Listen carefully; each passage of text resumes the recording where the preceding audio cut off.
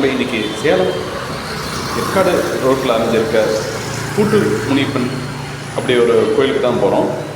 இந்த கோயில் என்னடா பூட்டு முனியப்பன் ஒரு வித்தியாசமான பேர் இருக்குன்னு நீங்கள் எல்லோரும் கேட்கலாம். ஆமாங்க, பல நாள் குடிப்பழக்கம் இருக்க நிறைய பேர் இந்த கோயிலுக்கு வந்து இந்த முனியப்பன்கிட்ட வேண்டுதல் வச்சு குடிப்பழக்கம் விட்டது நிறையா பேருக்கு நடந்திருக்கு. இந்த கோயிலோட சிறப்பை பற்றி இந்த கோயிலோட பூசாரி மிக விளக்கமாக சொல்லியிருக்காரு. தொடர்ந்து வீடியோவை பாருங்கள். இந்த கோயில் சரியாக ஏற்காடு ரோட்டில் கோரிமேட்டுன்ற ஒரு இடத்துல தான் வந்துருக்கு.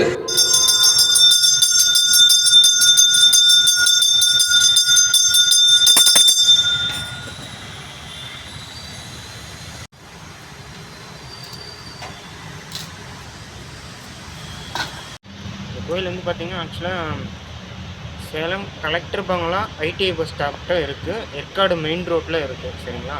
அதுலேருந்து கொஞ்சம் தூரம் முன்னாடி வந்தால் கோவில் இருக்கும். ஓகே. கோவில் திறக்கும் நேரம் வந்து பார்த்திங்கன்னா காலையில் 7 மணிலேருந்து சாயந்தரம் 6 மணி நேரம் திறந்துருக்கும். ஓகே. இந்த கோயிலும் அதே மாதிரி வந்து பார்த்திங்கன்னா சிறப்பாக வந்து பார்த்திங்கன்னா அந்த குடியை நிறுத்துறதுக்கு சத்தியமண்டி கயிறும் கட்டிட்டு போவாங்க. அப்படிங்களா? சரிங்களா? ஓகே. அந்த மாதிரி வேண்டிட்டு பூட்டு போட்டு போகலாம்.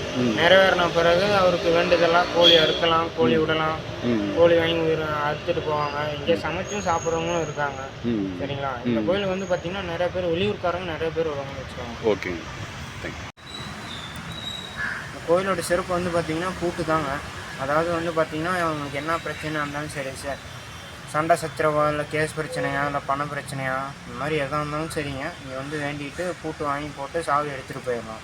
அப்படி அதை நினச்சது நடந்து முடிஞ்ச பிறகு வந்து அவருக்கு வந்து கிடா வெட்டலாம், கோழி அறுக்கலாம், கோழியை விடலாம். அந்த மாதிரி ஏதாவது ஒரு காணிக்கை செலுத்திட்டு நீங்கள் போட்ட பூட்டை கழட்டி அந்த தொட்டி இருக்குது, அந்த தொட்டியில் கொண்டு போய் போட்டுருங்க. சப்போஸ் அவங்க பூட்டை அடையாளம் தெரியல அப்படின்னா உங்களால் முடிஞ்சதாக ஒரு காணிக்கை செலுத்திட்டு சாவி மட்டும் கொண்டு போய் தொட்டியில் போட்டுருவாங்க. இங்கே வந்து இது கல்யாண தடைக்கு பூட்டு வாங்கி போட்டு தொட்டி அதில் தாலிக்காயை வாங்கி போட்டாங்க. அதே மாதிரி வந்து பார்த்திங்கன்னா குழந்தை பாக்கியத்துக்கு அதுக்கு வேண்டி பூட்டு வாங்கி போட்டு தொட்டில் வாங்கி கட்டியிருப்போம். இந்த கோயில் வந்து பார்த்திங்கன்னா கூட்டம் வருது. வெள்ளிக்கிழமை, ஞாயிற்றுக்கிழமை, அமாவாசை பௌர்ணமிலாம் கூட்டம் வரும். பண்டிகை ஆடி 18 அன்றைக்கி தான் சிறப்பாக இருக்கும்.